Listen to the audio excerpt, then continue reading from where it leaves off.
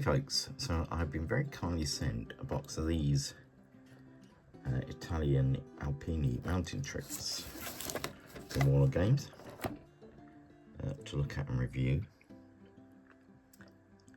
So let's have a look inside the box. Here we've got, let's just look at these colours. So German colour, got that one, don't have that one, don't have that one, don't have that one, don't have that one, got that one. But I think I do like that blue colour, which I'm guessing is wolf grey. But I'm going to paint mine German field grey, I think. And I'm going to do half the boxes Africa campaign, and the other half is Europe. So anyway, let's have a look and see what you get in the box.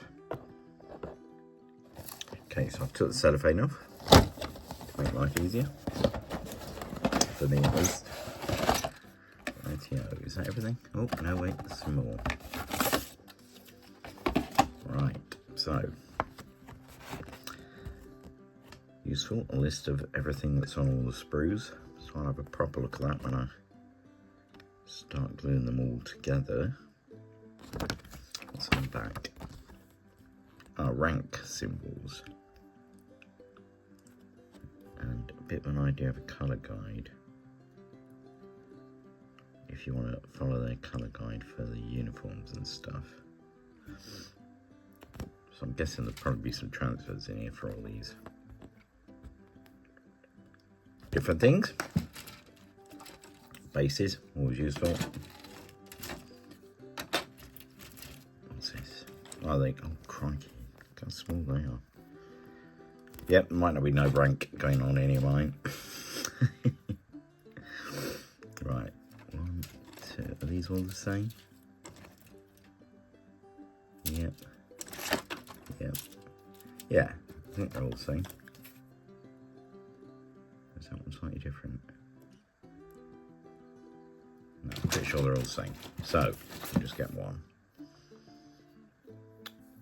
So you've got 1, 2, 3, 4, 5, 6 guys, 5 sprues, that makes sense, 30 guys. One guy kneeling.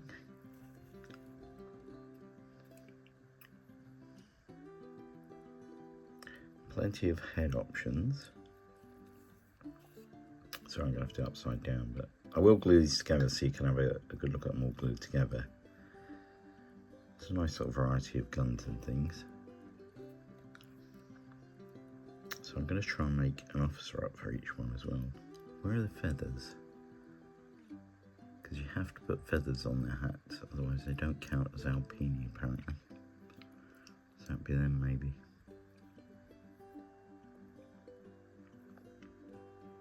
Right, okay, let me glue some together and we'll get back to you. Okay, so I've made up these 13 guys. I basically used every weapon option on one sprue, so they're all a bit different. So to start off with, I did an officer. These are all going to be for the European campaign troops. So he's writing out some orders. I did a radio operator. They don't really give you a left arm for this guy, so I just have him throw a grenade. And then a second guy for the officer, or a spotter for a mortar or something. In hindsight, I probably should have just chopped off the strap for the binoculars.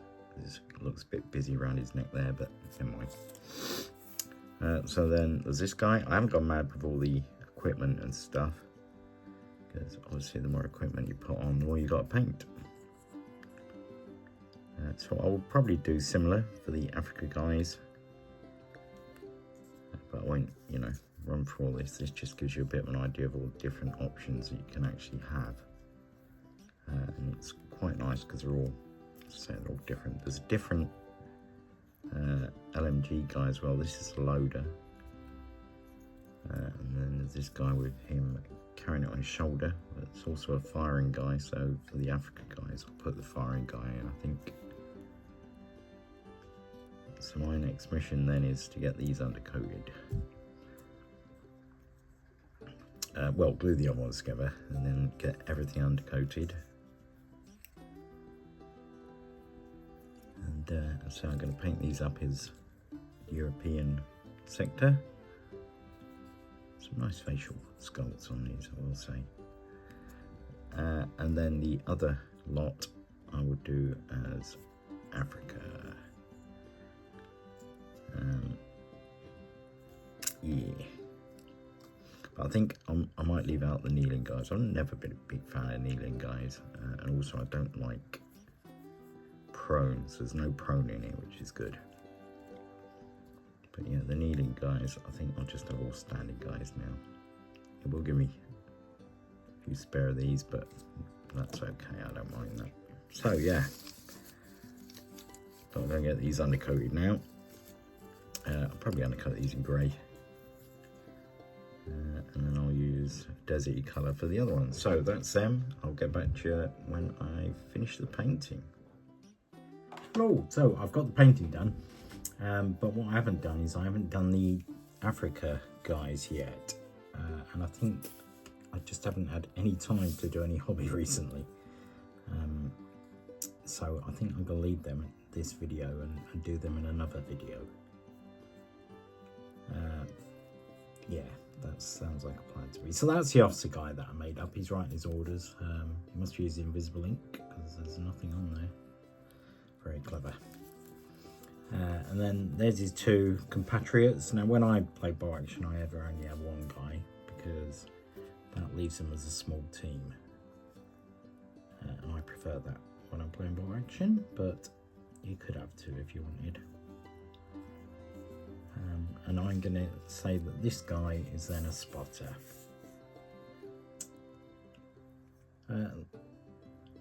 These are very nice sculpts, to be fair. There is one thing that I do kind of wish that I'd waited for the correct colours, because I mixed up. He's got a field grey jacket on. I mixed up the base colour, trying to get something similar. And because I mixed it, I kept adding bits of different colours until I got the colour that I kind of wanted. So if I had to paint this again, I'd find it quite difficult to match that now. So yeah, I think I should have waited for the correct colour, the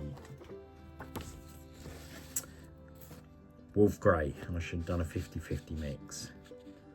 So if I was to paint these again, I would definitely do that. Now I have to say, these colour guides, I don't think they're normally included with the warlord stuff. So a couple of the reasons I haven't done the Italians in the desert yet is because I haven't got most of these colours. And after having painted the other ones, I decided it might be better to wait for them colours and then paint them. So that's probably what I'm going to do, is get them colours and then do them. And I would say these guides are really useful. The only thing I would add is it'd be nice if they actually give you a triad, so they told you what colours they used to highlight them all as well. I mean, I'm guessing that you just add a bit of a, I don't know, like a bone colour or a white, or, you know, lighter brown colour, and that will give you your triad in effect. But it would be nice if they actually told you what triads they'd use. So that was the colour I was going for. You see mine's a little bit different, but I can live with that. Let's say my guys are all wet. Right, I'll just run through the rest of them. So this is the LMG guy. And he's shouldered his LMG at the minute, but as I say, there is a firing one, and I'll do that when I do get around to the other, because you see the basing stuff still a bit loose because I only just put it on. And then he comes with a loader, and I've given the loader a German field grey jacket. I've done that with a couple of them just to add a bit of variety, so they look a bit more, you know, like veterans. A little bit of mixed uniform. I've also given this guy stubble. I'll give him a few of them stubble. I haven't bothered to paint any eyes. I used to, but a long ago gave up painting eyes. And I've given them all different hats. This is the NCO because he's got an SMG. It's been a long time since I painted any bolt action, so yeah, it took me a bit of time to get into these. when I'd first put the initial colour on, which happened to be wrong completely, I didn't like it. So I think it took me about 4 attempts to get that bluey colour about right, because I was going to paint them all German field grey, but I'm glad I didn't. I'm glad I went with that bluey grey. It can look a bit more authentic. So the uniform itself, as I say, I mixed up that bluey grey, then I gave them added a load of white to it, give it all a dry brush, and then I picked out all the details like the webbing and strapping and the rifles and all that kind of stuff, and then give everything an oil wash. Again, he's got some stubble. Give everything an oil wash, and then I didn't highlight any of the uniform. I've only highlighted all the equipment just to make that pop a little bit and stand out, and obviously I spent a bit more time on the faces. The basing material is Geek Gaming Scenic's Scrublands, and I've just added a little bit of clump foliage to it. I haven't put any tufts or anything on for a change, because I just didn't think it needed them. Actually, I thought it looked quite nice like that. I've also done a couple of different shades of this blue. I did a slightly lighter one as well, but you can't really tell, to be honest. So just 2 more guys for you to look at. I've just shown you all these separately so you can see the variety in poses that you get. And obviously if you put the different arms and different bodies, it gives you even more variety again. And I haven't used all the heads. There's still quite a few heads left to use to give you even more variety. Yeah, it's a nice box set, this. I don't do an Italian army, but if I did, I would definitely get some of these. And the very last chap. And I've given them all red on the feathers there, and that makes them the 3rd Battalion. And I decided to make them 3rd Battalion because after Italy surrendered, or changed sides if you like, the 3rd Battalion went and fought alongside the Allies, so that's why I've done them as that. So that's all of them. I'll just do a quick flyby. So this video has gone on quite a while, so I will do just a very quick flyby. So yeah, very nice box set. If you got some of these on the Bataglieri, is it? I haven't seen them, but I'm guessing they'll be equally as good. So anyone thinking of doing an Italian army, they are very nice. Me personally, if I was going to do the Italians, I would do them in desert. So the ones I've got left, as I say, I will at some point try and do that once I've got the correct colours.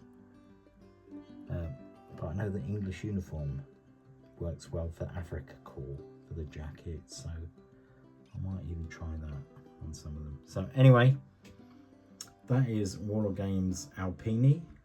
I think it's a new box set. I quite like them, but as of yet I've got too many other projects, so I won't be starting an Italian army just yet. But yeah, very nice, and the uniform colours, I quite like it. Anyway, thank you very much for watching. Sorry for going on so long, and I'll catch you on the next one. Bye for now.